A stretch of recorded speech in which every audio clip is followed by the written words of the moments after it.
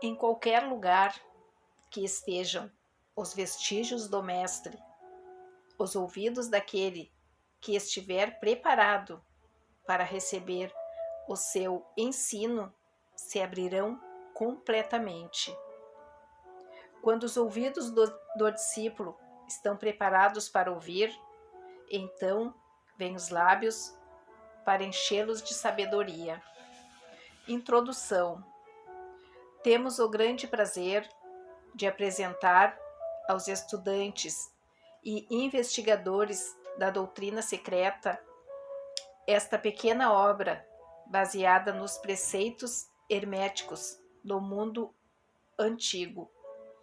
Existem tão pouco material escrito sobre esse assunto, apesar das inúmeras referências feitas pelos ocultistas aos preceitos que expomos nas inúmeras obras existentes sobre o ocultismo, que isso nos leva a esperar que o grande número de pesquisadores das verdades arcanas saberá colher devidamente o presente volume.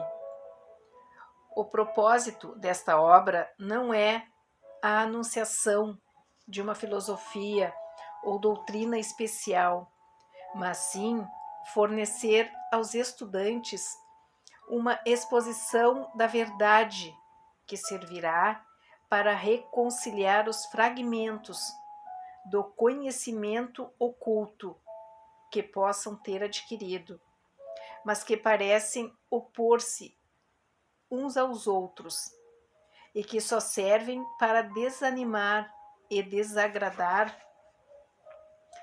o principiante nesse estudo.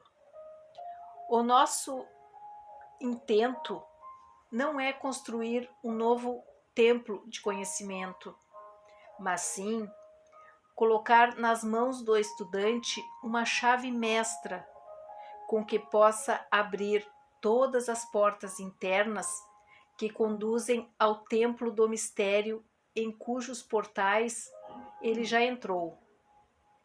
Nenhum fragmento dos conhecimentos ocultos possuídos pelo mundo foi tão zelosamente guardado como os fragmentos dos preceitos herméticos que chegaram até nós ao longo das dezenas de séculos já transcorridos desde o tempo de seu grande criador, Hermes Trismegisto, o escriba dos deuses, que viveu no Antigo Egito quando a atual raça humana estava em sua infância, contemporânea de Abraão. E se for verdadeira a lenda, instrutor desse venerável sábio, Hermes foi e é o grande sol central do ocultismo, cujos raios têm iluminado todos os ensinamentos que foram publicados desde o seu tempo, todos os preceitos fundamentais e básicos introduzidos nos ensinamentos esotéricos de cada raça foram formulados por Hermes. Mesmo os mais antigos preceitos da Índia tiveram indubitavelmente suas raízes nos preceitos herméticos originais. Desde a terra do Ganges, muitos ocultistas avançados viajaram para o Egito para se prostrarem aos pés do mestre. Dele obtiveram a chave mestra que explicava e reconciliava os seus diferentes pontos de vista. E assim, a doutrina secreta foi firmemente estabelecida. De outras terras também vieram os sábios, que consideravam Hermes como mestre dos mestres, e a sua influência foi tão grande que, apesar dos inúmeros desvios de caminho de séculos, de instrutores dessas diferentes terras, ainda se pode facilmente encontrar certa semelhança e correspondência nas muitas e quase sempre divergentes teorias aceitas e combatidas pelos ocultistas de diferentes países atuais. Os estudantes de religião comparadas compreenderam facilmente a influência dos preceitos herméticos em qualquer religião digna desse nome, quer seja uma religião conhecida pelo homem, uma religião morta ou que esteja em pleno vigor em nossos dias. Sempre há alguma correspondência entre elas, apesar das aparências contraditórias, e os preceitos herméticos atuam como o seu grande reconciliador. A obra de Hermes parece ter sido criada com o fim de plantar a grande verdade, semente que se desenvolveu e germinou em tantas formas estranhas, mais depressa do que se teria estabelecido uma escola de filosofia que dominasse o pensamento do mundo. Todavia, as verdades originais ensinadas por ele mantiveram-se intactas em sua pureza original por um pequeno número de homens que, recusando grande parte de estudantes e discípulos pouco desenvolvidos, seguiram o costume hermético e reservaram as suas verdades para os poucos que estavam preparados para compreendê-las e dominá-las. Dos lábios aos ouvidos, a verdade tem sido transmitida entre esses poucos. Sempre existiram em cada geração e em vários países da Terra alguns iniciados que conservaram viva a sagrada chama dos preceitos herméticos e sempre recorreram às suas luzes para reacender as luzes mais fracas do mundo profano. Quando a luz da verdade começava a escurecer e a apagar-se por conta de sua negligência, e os seus pavios ficavam embaraçados com substâncias estranhas. Sempre existia um punhado de homens para cuidar do altar da verdade, em que mantiveram sempre acesa a lâmpada perpétua da sabedoria. Esses homens dedicaram sua vida a esse trabalho de amor que o poeta muito bem descreveu nessas linhas.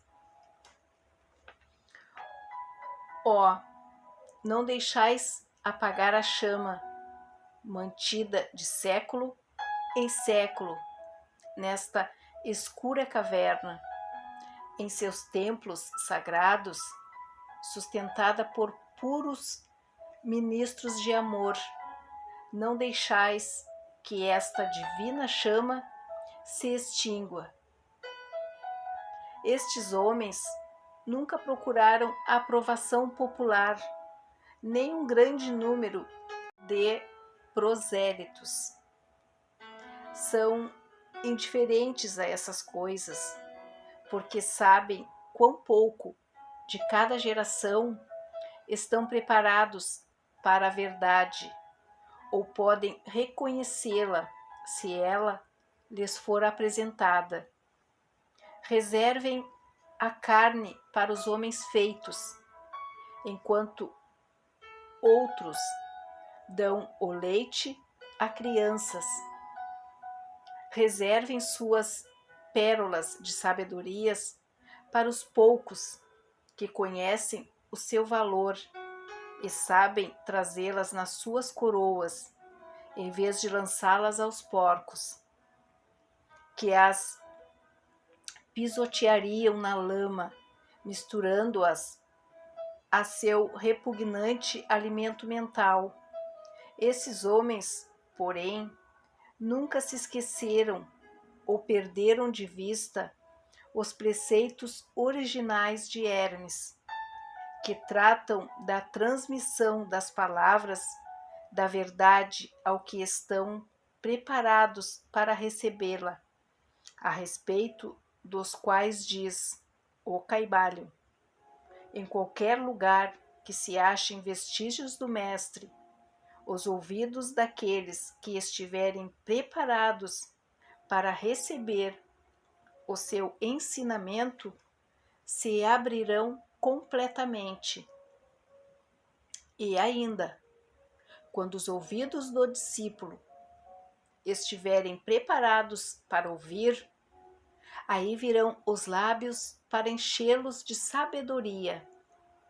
Mas a sua atitude habitual sempre esteve estritamente de acordo com outro aforismo hermético, que também se encontra em O Caibalho: os lábios da sabedoria estão fechados, exceto aos ouvidos do entendimento. Os que não podem compreender são os que criticaram essa atitude dos hermetistas e clamaram que eles não manifestavam o verdadeiro espírito dos seus ensinamentos nas astuciosas reservas e reticências que faziam. Porém, um rápido olhar retrospectivo nas páginas da história mostrará a sabedoria dos mestres, que não ignoravam a loucura de pretender ensinar ao mundo o que ele não desejava saber, nem estava preparado para isso. Os hermetistas nunca quiseram ser mártires. Pelo contrário, mantinham um retiro silencioso, com um sorriso de piedade nos lábios fechados, enquanto os bárbaros se enfureciam contra eles nos seus costumeiros divertimentos de levar à morte e à tortura os entusiastas honestos, porém desencaminhados, que julgavam ser possível obrigar uma raça de bárbaros a admitir a verdade, que só pode ser compreendida pelo eleito já bastante avançado no caminho. E o espírito de perseguição ainda não desapareceu da terra.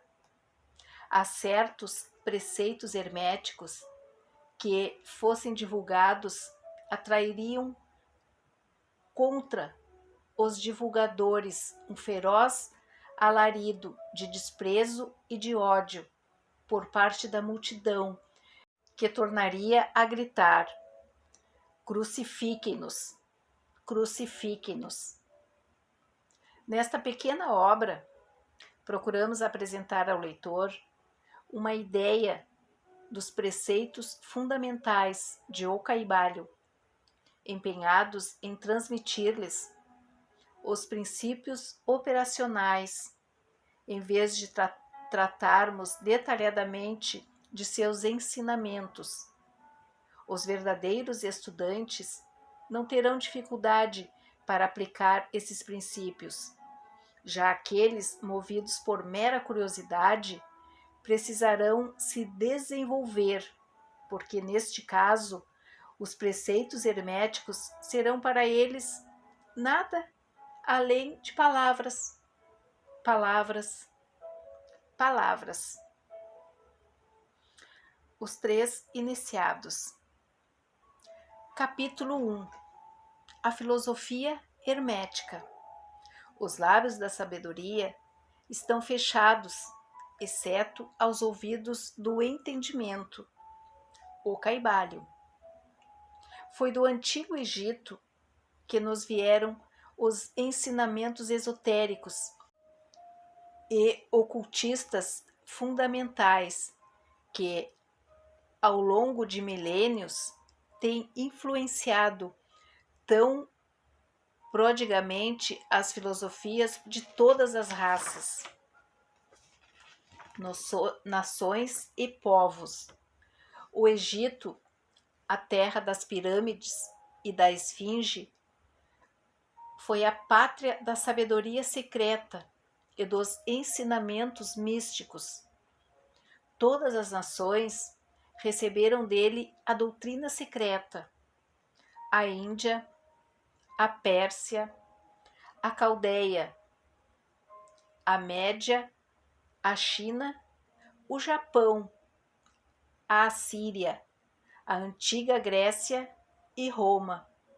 E outros países antigos aproveitaram-se fartamente da exorbitância de conhecimentos que os hierofantes e mestres da terra de Ísis ministravam tão generosamente aos que estivessem preparados para participar da profusão de preceitos místicos e ocultos que as mentes superiores dessas antigas terras haviam reunido. No Antigo Egito, viveram os grandes adeptos e mestres que nunca mais foram superados e raras vezes foram igualados nos séculos que se passaram desde o tempo do grande Hermes. No Egito, encontrava-se a maior das lojas dos místicos. Pelas portas dos seus templos entravam os neófitos, que mais tarde, como hierofantes, adeptos e mestres, se espalhavam pelos 4 cantos da terra, levando consigo o precioso conhecimento que possuíam, ansiosos e desejosos de ensiná-lo àqueles que estivessem preparados para recebê-lo. Todos os estudantes das ciências ocultas reconhecem a dívida que têm para com os veneráveis mestres desse antigo país. Contudo, entre esses grandes mestres do Antigo Egito, existiu um que eles proclamavam como o mestre dos mestres. Este homem, se é que se tratava realmente de um homem, viveu no Egito na mais remota antiguidade. Era conhecido pelo nome de Hermes Trismegisto. Foi o pai da ciência oculta, o fundador da astrologia e o descobridor da alquimia. Os detalhes da sua vida se perderam devido ao imenso espaço de tempo, que é de milhares de anos. É apenas de muitos países antigos disputarem entre si a honra de ter sido a sua pátria. A data da sua permanência no Egito, na sua última encarnação neste planeta, não é conhecida agora, mas foi fixada nos primeiros tempos das mais remotas dinastias do Egito, muito antes do tempo de Moisés. As autoridades mais competentes consideraram-no como contemporâneo de Abraão, e algumas tradições judaicas dizem claramente que Abraão adquiriu uma parte do seu conhecimento místico do próprio Hermes. Muitos anos depois da sua partida deste plano de existência, a tradição afirma que viveu 300 anos. Os egípcios deificaram Hermes e fizeram dele um dos seus deuses, sob o nome de Tote. Anos depois, os povos da antiga Grécia também o deificaram com o nome de Hermes, o deus da sabedoria. Os egípcios reverenciaram sua memória por muitos séculos. Sim, dezenas de séculos, chamando-o de o escriba dos deuses e apondo-lhe seu antigo título, Trimegisto, que significa o 3 vezes grande, o grande entre os grandes, em todos os países antigos. O nome de Hermes Trimegisto foi reverenciado como sinônimo de fonte de sabedoria. Ainda hoje usamos o termo hermético no sentido de secreto, fechado de tal maneira que nada escapa, etc. Foi isso pelo fato de que os discípulos de Hermes sempre observavam o princípio do segredo nos seus preceitos. Eles abominavam a simples ideia de lançar pérolas aos porcos, preferindo o preceito de dar o leite às crianças e a carne aos homens feitos. Máximas que são familiares a todos os leitores das escrituras cristãs, mas que já eram usadas pelos egípcios muitos séculos antes da era cristã. E essa política de criteriosa disseminação da verdade sempre caracterizou os hermetistas, mesmo até os nossos dias. Os preceitos herméticos estão espalhados em todos os países e em todas as religiões, mas nunca são identificados com nenhuma seita religiosa particular, nem podemos associá-los a nenhum país específico, por causa das advertências feitas pelos antigos instrutores, com o fim de evitar que a doutrina secreta fosse cristalizada em um credo. A sabedoria desta exortação é clara para todos os estudantes de história. O antigo ocultismo da Índia e da Pérsia degenerou-se e perdeu-se completamente, porque os seus instrutores tornaram-se padres e misturaram a teologia com a filosofia, o que teve como consequência o fato de o ocultismo da Índia e da Pérsia ter se perdido gradualmente no meio da massa dessas religiões de superstição religiosa, cultos, credos e deuses.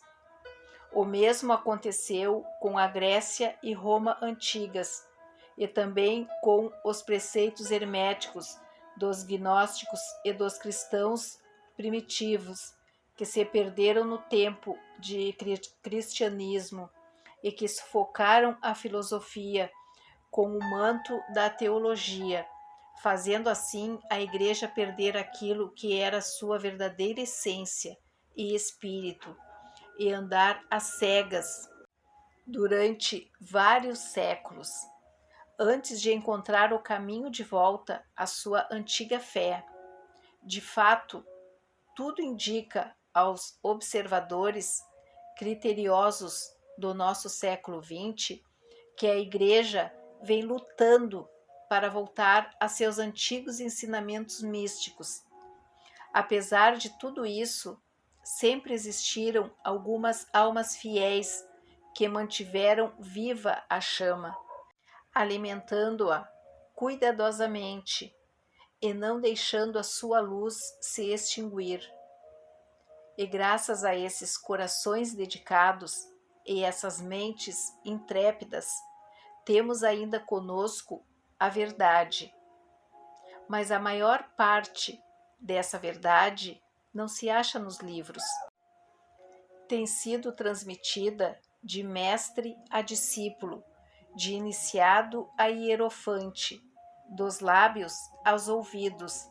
Nas poucas vezes em que foi escrita, foi propriamente dissimulada com termos de alquimia e astrologia, de modo que só os possuidores da chave pudessem tê-la corretamente.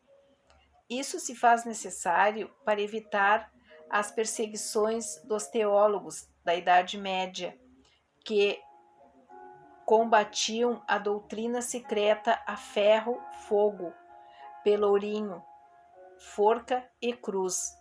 Nos dias de hoje, ainda não se encontrarão muitos livros confiáveis sobre a filosofia hermética, apesar das numerosas referências feitas a ela nos vários livros escritos sobre diversas fases do ocultismo. Contudo, a filosofia hermética é a única chave mestra que pode abrir todas as portas dos ensinamentos ocultos. Nos primeiros tempos, existiu uma compilação de certas doutrinas básicas do hermetismo, transmitidas de mestre a discípulos, que eram conhecidas sob o nome de Ocaibalion, cujo sentido e significado ficaram perdidos por vários séculos. Esse ensinamento é, contudo, conhecido por muitas pessoas, às quais foi transmitido verbalmente, de maneira contínua, através dos séculos. Até onde sabemos, esses preceitos nunca foram escritos ou impressos, até chegarem ao nosso conhecimento. Eram apenas uma coletânea de máximas, preceitos e axiomas incompreensíveis aos profanos, mas perfeitamente entendido pelos estudantes. Depois de explicados e exemplificados pelos iniciados hermetistas a seus neófitos, esses preceitos realmente constituíam os princípios básicos da arte da alquimia hermética, que, contrariamente às crenças gerais, lidava com o domínio sobre as forças mentais e não dos elementos materiais, a transmutação das vibrações mentais em outras, e não sobre a mudança de uma espécie de metal em outra. As lendas da pedra filosofal, que seria capaz de transformar qualquer metal em ouro, eram uma alegoria da filosofia hermética, perfeitamente entendida por todos os estudantes do verdadeiro hermetismo. Nesse pequeno livro, cuja primeira lição é essa, convidamos os estudantes a examinar os preceitos herméticos, tal como estão expostos em Ocaibalion e explicado por nós, humildes aprendizes desses preceitos, que apesar de termos o título de iniciados, nada mais somos além de sombras aos pés de Hermes, o mestre. Nós lhe oferecemos muitos axiomas, máximas e preceitos de Ocaibalion, acompanhados de explicações e comentários que consideramos essenciais para tornar os seus preceitos mais compreensíveis ao estudioso moderno, sobretudo porque o texto original é propositalmente repleto de termos obscuros. As máximas, os axiomas e preceitos originais de Ocaibalion são aqui impressos em tipo diferente do tipo geral da nossa obra, com a atribuição dos devidos créditos. Esperamos que os estudantes a quem oferecemos essa pequena obra possam tirar muito proveito do estudo das suas páginas. como fizeram tantos outros que os precederam no caminho da mestria nos séculos decorridos, desde o tempo de Hermes Trismegisto, o mestre dos mestres, o 3 vezes grande, nas palavras de Ocaibalion. Em qualquer lugar que estejam os vestígios do mestre, os ouvidos daquele que estiver preparado para receber o seu ensinamento se abrirão completamente. Quando os ouvidos do discípulo estão preparados para ouvir, então vêm os lábios para enchê-los de sabedoria, de modo que, segundo os ensinamentos, só dará atenção a este livro aquele que estiver pronto para receber os preceitos que ele transmite. E, reciprocamente, quando o estudante estiver preparado para receber a verdade, também este pequeno livro virá até ele.